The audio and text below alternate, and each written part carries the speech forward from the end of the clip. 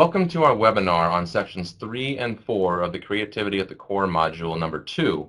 This is developed by Successa Region 2, specifically Nancy Silva of the Butte County Office of Education and Heidi Brahms of the Shasta County Office of Education, and the Music Center, specifically me, Keith Weifels, Manager of Professional Development. And I'm here today with... I'm Keith's colleague from the Music Center, Susan Cambig-Tracy. And today we're going to be looking at bringing arts integration to life through Artsource, and specifically how we can bring Native American legends alive through this. In Module 3 here, in Section 3, we have the goal of exploring how Artsource units can be resources for arts integration for K through 8 school-wide or district-wide instruction. So before we pull apart all of that and look at what Artsource is, let's first think about what do we mean by arts integration? Arts integration is probably one of the most exciting, engaging ways of drawing students into deep engagement in their learning. It brings learning to life. It makes it possible for them to find their own meaning, make connections, and see concepts and principles that are similar in subjects that they're studying. So you can take abstract concepts, for example, such as patterns, energy, cycles, sound, motion, space, time, and you can find connections along these ways between things in history, science, language arts, and any of the art forms. Music, dance, theater, literature, and visual arts reflect our culture, points of view, and the period of time in which they're created. So it helps us have a context for what we're studying and seeing what it was like at whatever period we might be focusing on. But more than anything, the arts are different forms of communication. They provide students with a variety of modalities to express themselves and learn with and from. They enable students to express their own thoughts within artistic structures and help them identify with universal human experiences. So now that we have a little bit of a common understanding of arts integration, now let's look at what Artsource is. Artsource is an online performing arts resource for educators. It's completely free and it's completely online. And what it does is it brings the arts to life in classrooms. And we're looking primarily at the art forms of dance, music, and theater. There are 69 different Artsource learning units spread throughout these 3 art forms. And they are all standards-based. One of the great things about Artsource is that it really pulls from a very rich world of cultures and styles in dance, music, and theater, and integrates different content areas such as English language arts, social studies, history, and science. And one of the very particular things about Artsource that you won't find with a lot of other online learning units is we explore meaning and learning through what we call universal themes, which we'll touch on in just a little bit. Now, when we go to the Artsource landing page online, the first thing you're going to find is a short summary of the artist and the historical and cultural background of that artist and the artwork. In this case, the artist is Jerry Keams, who is a Native American storyteller, and the name of this unit is Songs and Stories of My People. Each Artsource unit has at least one audiovisual resource that's very central to that unit. And in this case, we have a couple of audiovisual resources, a couple videos and actual audio. And here we have a video of Jerry Keams speaking a little bit about herself. So let's hear a little bit about Jerry in her own words. My name is Jerry Keams, and this is my story. Ganesha, Ganesha, Ganesha, hey, na-yo. I'm a Native American storyteller from the Navajo tribe. I think as a child I was always fascinated by storytelling. My grandmother was a weaver, and she taught me that stories are very important. In our stories, we're told that we were taught weaving by a Spider Woman. We had no television, as I lived on the reservation, and there was no electricity. And so I grew up listening to stories, and I became a storyteller too.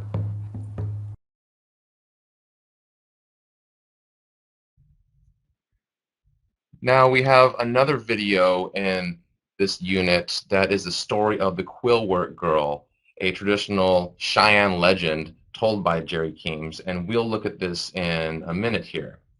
But first we're going to look at the unit itself, and on the unit we have the entire unit, which is a 20-page unit that you can view as a flipbook or download as a PDF. And if we just focus in on the very top of the first page there, we look at what the big ideas in the unit. And here we have the selected art form, which is on the upper right-hand corner in black and white, theater in this case. The style of art, you can see 5 different styles of art listed here. In this case, traditional and contemporary are highlighted. The California Visual Performing Arts Framework, and in this case we have all 5 of the strands that relate to this unit. And then the universal themes, of which we have 5, and we're dealing with the themes of transformation, enduring values, and the human family here. And Susan, could you talk a little bit about what a universal theme is? You know, I'm one of the writers of Artsource, and one of the greatest things that happened was that we were given the time to really do our research and development before we put the actual units together.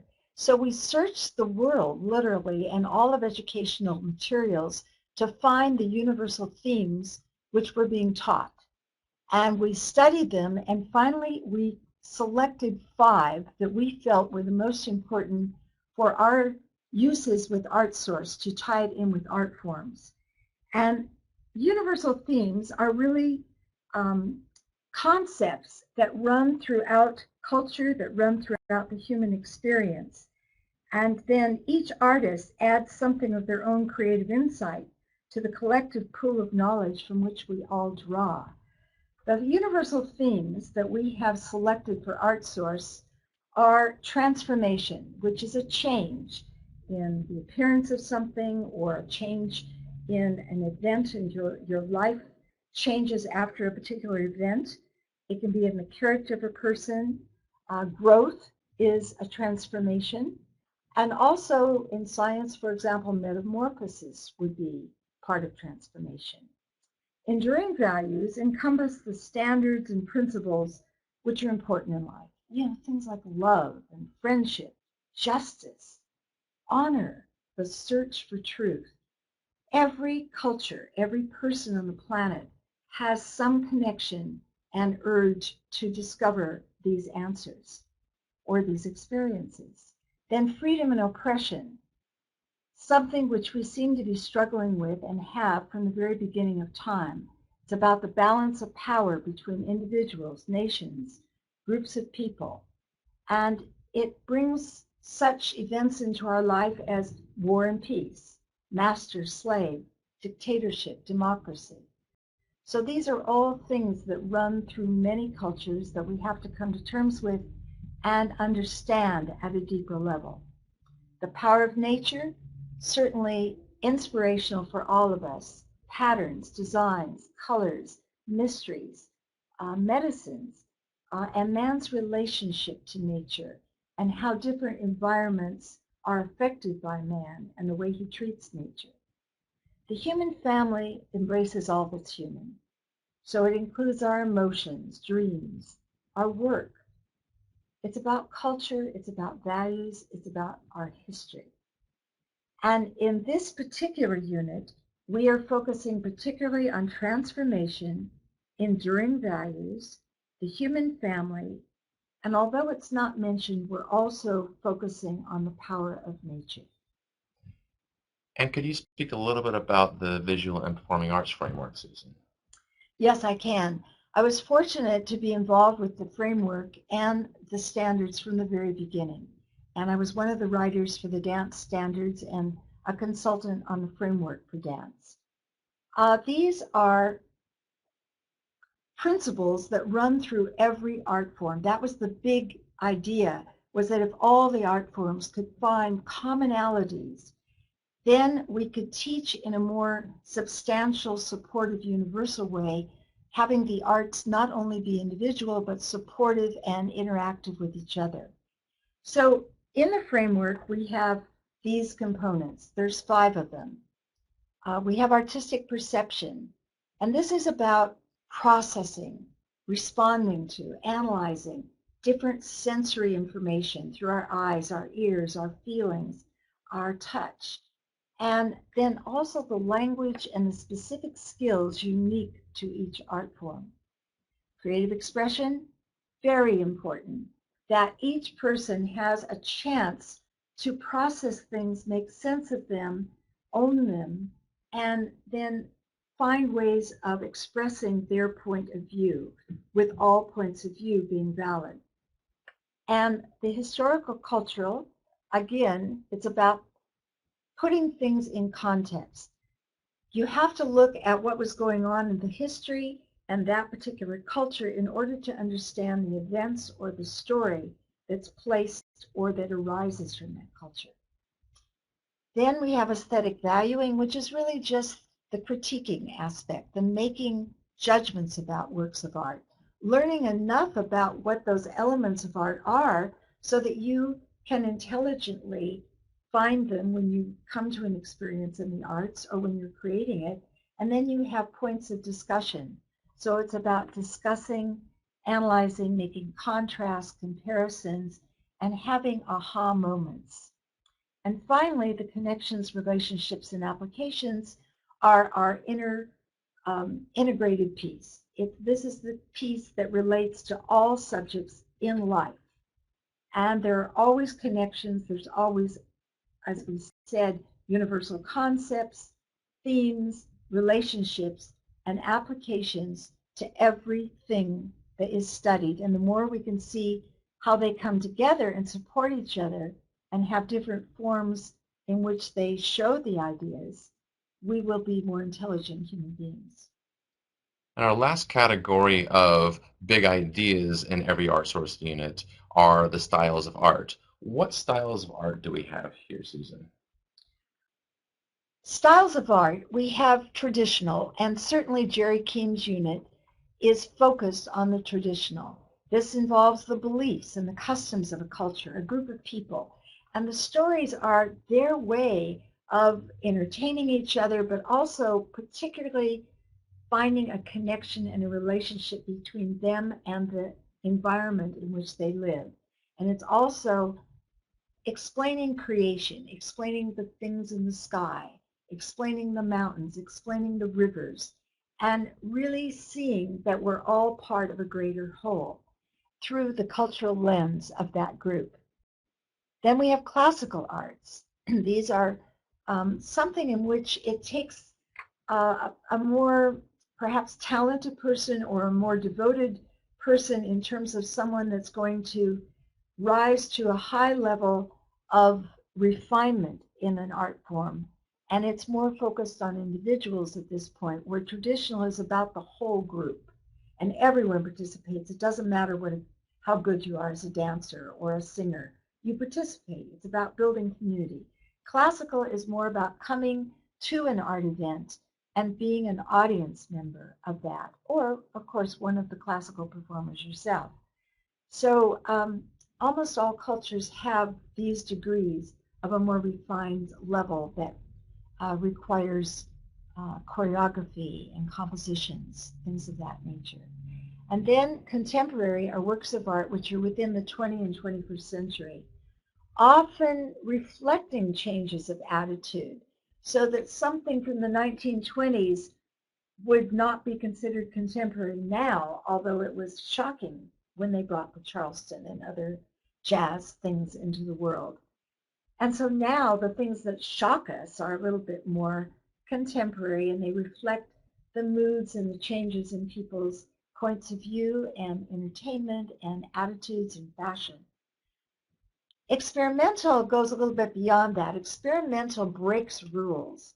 It tries to explore an art, well, for example, some of the contemporary art where it's one color, that's it, or you have two colors, or you have a blank canvas, or you have things that like a Campbell's soup can, and that becomes art all of a sudden.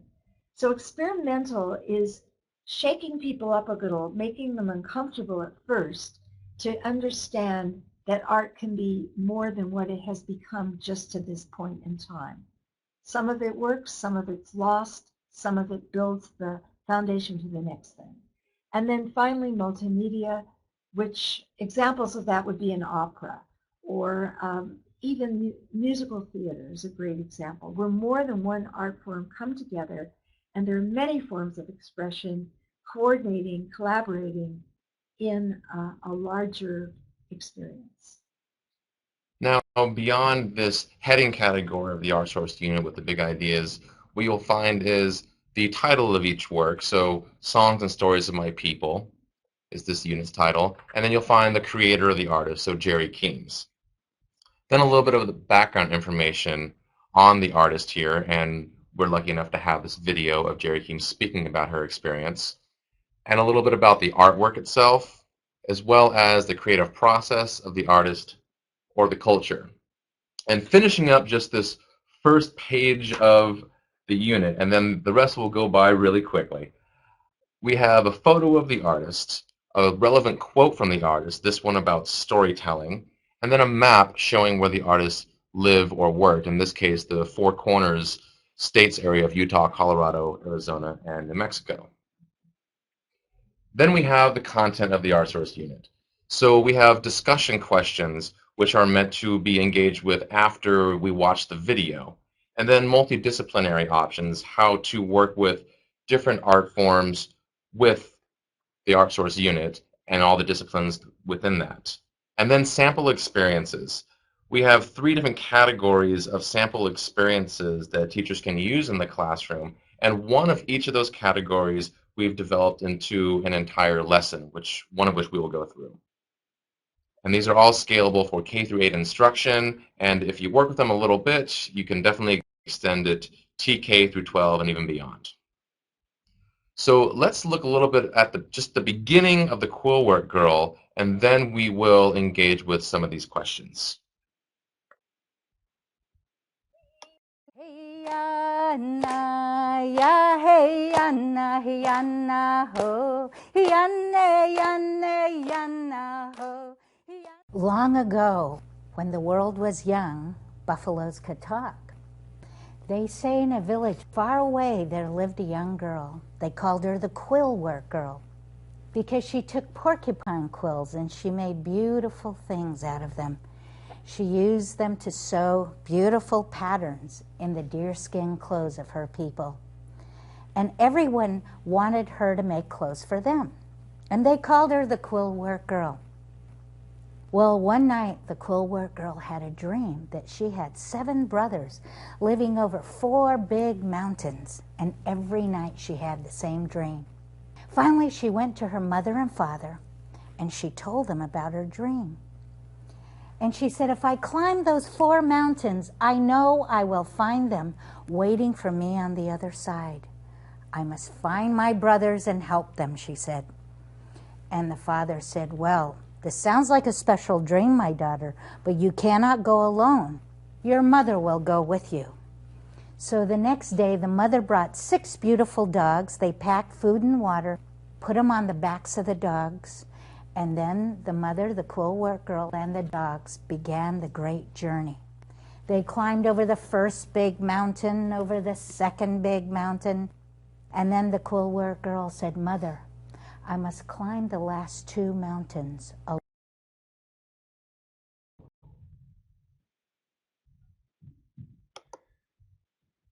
And now we can look at some of these questions that we have.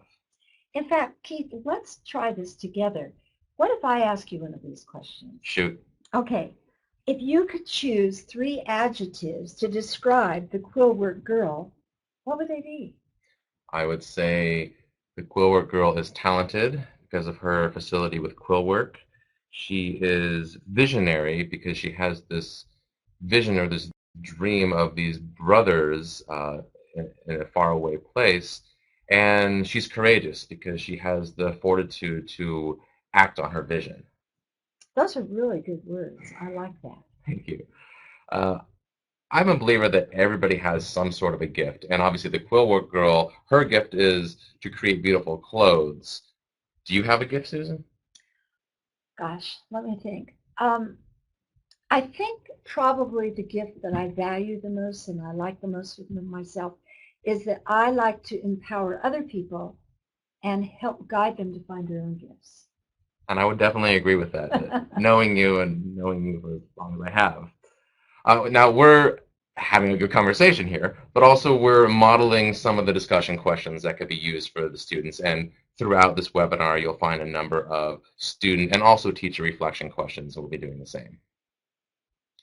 Now, beyond the discussion questions, we have multidisciplinary options. So some different ways to engage with Native American traditional visual arts with the unit, as well as combining this content with another art source unit, so getting a little advanced there, and then connecting to some content areas that might be a little less obvious than your traditional English language arts and social studies connections that you would make with the Quill Work Girl, looking at things like scientific theories and how the quill work girl and its world can relate to geography. And then we have our sample experiences. Well, the sample experiences, I think, is such a resource for teachers because some of them are just prompts, ideas that they can develop easily in their own style and with just a little bit of understanding and research. But we also have a level 1 experience that we have taken more time to develop, and that's in bold.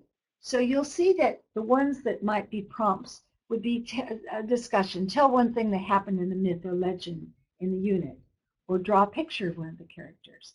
But now we develop a much more developed step-by-step lesson in making a sand painting based on traditional designs. So we're bringing in the visual arts here as well, and we're studying some of those traditional designs to become familiar with them, right, and their meaning. So that would be at a level 1. At a level 2, we are going to dramatize a Native American legend, have one person act as a narrator and others pantomime.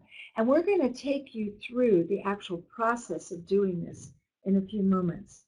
But we might do it, we might connect to geography and the geographical locations of the homelands of Native American, or the 4 states, the 4 corners that you talked about. We might read a collection of other types of Native American tales, such as trickster tales, and that's a lot of fun. And then for level 3, we want to really up the ante here. We want to make the challenge a little bit richer, deeper, have the students have to do a little more research on their own, perhaps. And in this case, we've created one called Composed Song Poems. So we study a little bit about the Navajo ceremonial chants and the idea that they were really poems put to music and then kind of sung by the whole tribe, and they became familiar and traditional after a while. So each person can select what they want to write a poem about and then create their own. Now we have a bit of an overview here of this entire unit. So looking at just what we know so far that we've discussed, Susan, could you identify a strategy, a resource, or a piece of content in Artsource that you can integrate into lessons? You know, this lesson is so rich on so many levels because it focuses on the Big Dipper. It could certainly be science that we relate to. Mm-hmm. It could be a whole astronomy kind of lesson or planetary lesson. But I think what I'm going to choose for today would be the idea of language arts. And it's listening. So we really have to listen and understand the words, the concepts, and that ability that we're trying to develop in children of getting them to create their own pictures. So until you can create pictures of what you hear, you can't really hold on to the ideas or the stories for very long. And so we want to stimulate a really rich landscape of possibilities in each student's mind, in their brain. And then, so we have that done by words of them listening, but then we also have them retell the story themselves. So they're drawing upon those mental images, which, by the way, is imagination. Mm-hmm. And they're describing the characters, and they're remembering the sequence of the stories. And then they may go on to write their own ending, or they may go on to write their own idea of something in nature that they can create a creation myth for. For example, I was working with a group of third graders, and I did this with them, and they, one of the ones I remember is, why does the peacock have eyes on its tail? And so someone wrote a creation myth of how that happened. I love that, and I love the way you phrase it. And as you were talking about it, I was creating an image in my own mind. We're going to transition here from section 3 to section 4 of the module, and we're going to start digging into an Artsource lesson here. And as Susan mentioned, we're going to be digging into lesson number 2, the second lesson of the level. Okay, well, this is the one I was referring to earlier, which is really about Native American legends come alive. And here on this particular slide, we'll give a little introduction to give a context for what the lesson is about. And then we have student outcomes. What are the students going to be able to do and show and know and name by the end of this lesson? Well, we hope that they're going to be able to create story theater presentations based on a particular myth, and we're using the one today that we have been featuring. And then, very important, to bring them into that higher level of thinking where they describe, discuss, analyze, connect information, discuss it, have a point of view that they back up, have evidence in the text to support their points of view. All those Common Core standards that we're relating to, which you'll also see in bold here. And then we have materials that are going to be either needed or just suggested to do the particular thing. And now the first thing we'll need to do in order to engage with this is to watch the video of the Quillwork Girl. So we're going to skip around a little bit here. We're going to show a little bit of the middle section right now, but it will really work for our needs here. So let's watch a little bit of the middle section. Now when the sun was high in the sky, there was a knocking at the teepee door. The little brother opened up the door, and there stood a little baby buffalo. It was a cute baby buffalo. The little buffalo looked up and said, "Oh, I'm from the Buffalo Village," he said. "I'm here to get the Quillwork Girl. She must come and live with my people and make those beautiful clothes. I must take her today," he said. And the little brother said, "Well, she is my sister now. You cannot take her, you tell your people." I said, "No." "Very well," said the little buffalo, and he runs over the hill back to his village. Well, the little brother was not afraid. The next day, there was a louder knocking at the teepee door. The little brother opened it up, and there stood a bigger buffalo. It was the mother buffalo. Now, Susan, in this section, the brother showed courage when standing up to the buffalo. Was there a time in your life where you may have showed courage? Oh my goodness. Well, speaking of little brothers, that came to mind. I have a little brother, 5.5 years younger than me. Well, he's a big brother now, but he was a little brother at one time. And so I remember when he had come to kindergarten, and I was a 6th grader, and I saw on the playground at recess one time some bully boys who were 2nd graders, I think, and they came over and pushed him down and laughed at him. And I stomped over there, and I stood facing these young bullies, and I just said, "Don't you ever do that to my brother again, or you'll be sorry." And then I helped my brother stand up with a bit of dignity. And of course, I had no idea what I was going to do, but I just sounded like I knew what I was doing. Oh, good for you. And I felt courageous. What a fantastic sister.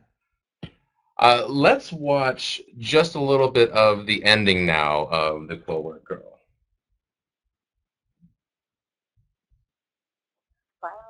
Finally, they all stood up. They walked to the edge of the clouds. They looked down at the ground.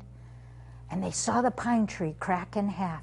It went smashing down to the ground, and they saw the giant buffalo looking up at them. And there they were. They walked inside the clouds, and finally the Quillwork girl said, "Now what are we going to do?" And the little brother said, "I got one magic arrow," he said. "I'll turn us all into stars." So the little brother took the last magic arrow, put it in the magic bow, and let it fly. And as the arrow flew through the sky, they all turned into bright, beaming balls of light. They got so hot and so big and so bright, they zoomed one by one off into space. And they landed in the sky as stars called the Big Dipper. And the brightest star up there is the Quillwork girl because of all those beautiful clothes.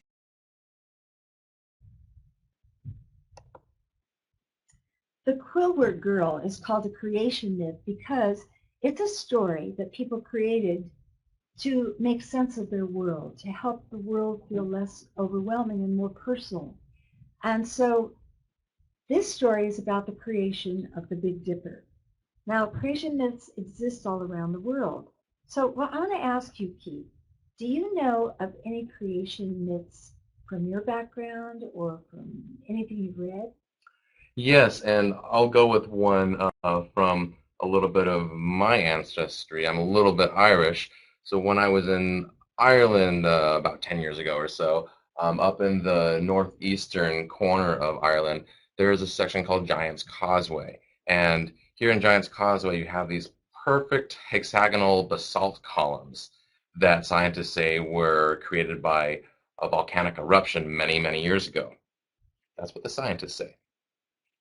A lot of other people in Ireland say that these columns were created from a different means. And that was when the great Irish chieftain warrior Finn McCool, who was a giant, he challenged a Scottish giant to a battle, the Scottish giant Benandonner. And so Finn McCool built this bridge from Ireland to Scotland and decided to sneak up on Benandonner. And as he's sneaking up on him, he sees that this is a giant larger than any other giant he's seen in his life. So he runs back across the bridge, fearful for his life, comes back to his home, finds his wife, asks her what to do, and his wife, being a very resourceful woman, she puts him in their child's crib. And Benandonner is hightailing it over the bridge to Finn McCool's house, and all he can find there is this baby who is enormous. And Benandonner says, if the baby of Finn McCool is this big, how enormous must Finn McCool be? And then Benandonner, scared for his life, runs back over Giant's Causeway, smashing it to pieces as he goes back to Scotland, to his home. And so here we have these identical hexagonal basalt columns on the tip of Ireland and the corresponding tip of Scotland. And that's the story of Giant's Causeway. And you have a scientific explanation, and you have a human explanation. Yeah, Wow. Choose your own explanation. That is a great story. I love that story. I saw the pictures in my mind. Well, I think that telling stories allows you to feel more comfortable with your surroundings, allows you to feel more a part, that everything is connected to you, as I said earlier. Mm-hmm. Right.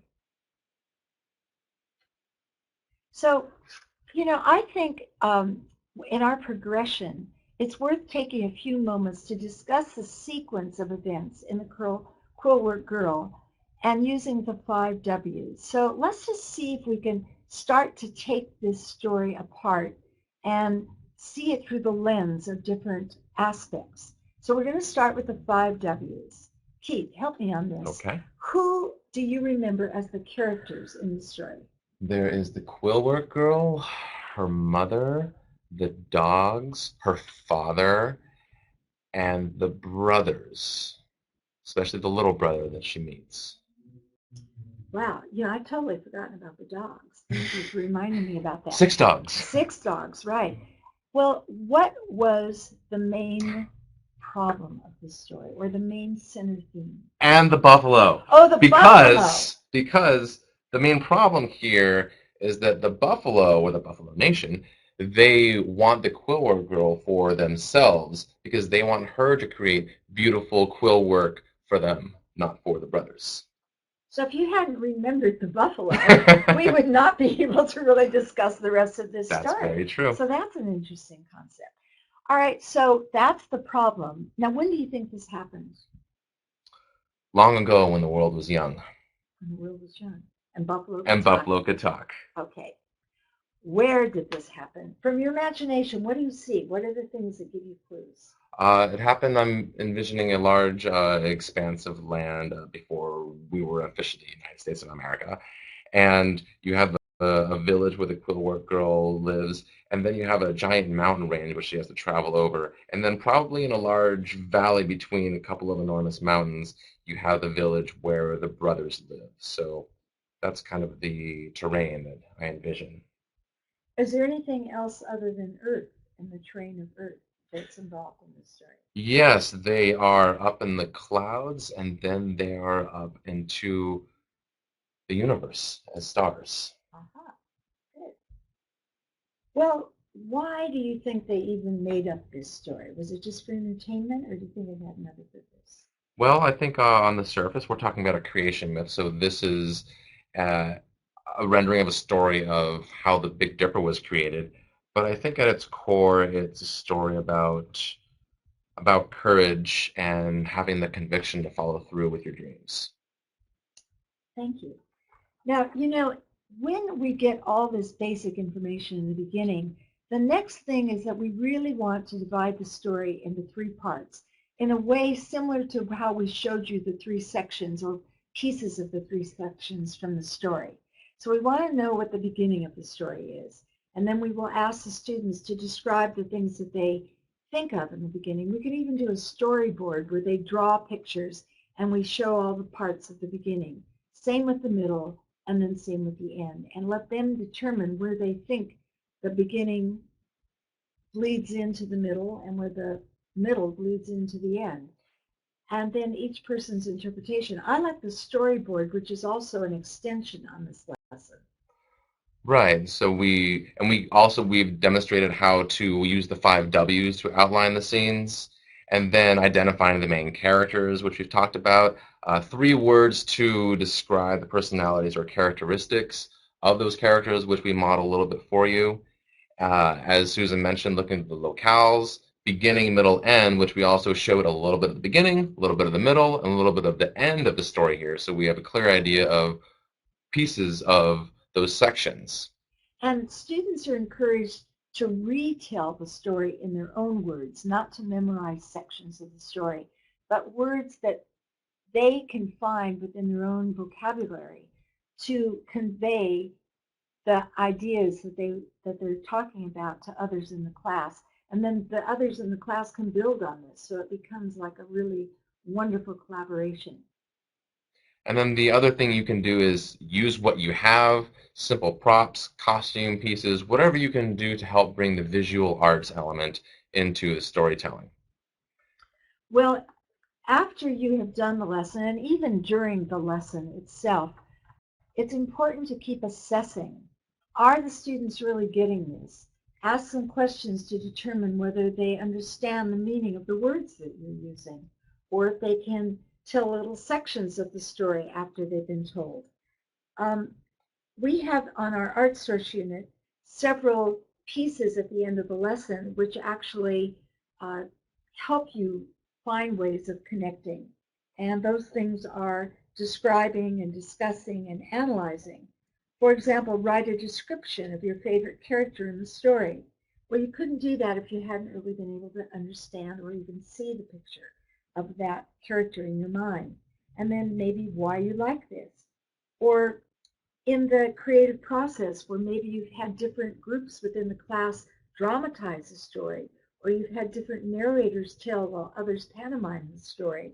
Maybe discuss and revisit the steps they went through to make that successful. And one of the really interesting things about this assessing here is each art form has its own glossary that you'll find on the Artsource website. And At the end of each one of these glossaries is a rubric for each art form. So you'll find many different ways to assess how the students do with telling the story. And there's a graded rubric, which is a 4-point rubric. So you have to choose. You can't just choose the middle part. And each Artsource unit has a task and criteria, which is the culmination. We backward mapped all of these lessons. So we actually started with what we thought was going to be a juicy experience for the students at the end, and then backward mapped it to give what they needed to be able to be successful. And so the rubric really is a way of looking at the key components or the key criteria in the task and then measure the success or help the students discuss their success. And then a few related ways to look at assessing is in discussing the scenes, emphasize the positive things that you've seen the students act out. And maybe look at something such as 2 likes and a wish, which we use a lot at the Music Center. 2 things that you really liked about it that are very positive, and then a wish, something that might be a little bit different or something that you might want to change. And did you mention that if they could give comments about the character rather than the actual individual that played that character? And hopefully there'll be many people playing the same character throughout the story, Right. changing parts. But I think that makes it easier if, well, the little brother character might have been a little clearer when he pulled his bow and arrow with the action part, for example. Right. So all of this leads me to think we're talking about storytelling here in so many ways about storytelling. Students telling stories and us telling stories, Jerry telling stories. Susan, what do you think are the characteristics of a good storyteller? Well, Keith, you surprised me by your storytelling skills, and so I think I'm just going to use you as an example.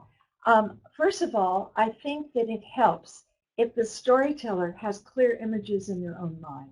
So if they've been able to envision a story that they've heard or that they're creating in their own mind with clear images and clear characters, that's going to help a lot when you describe it.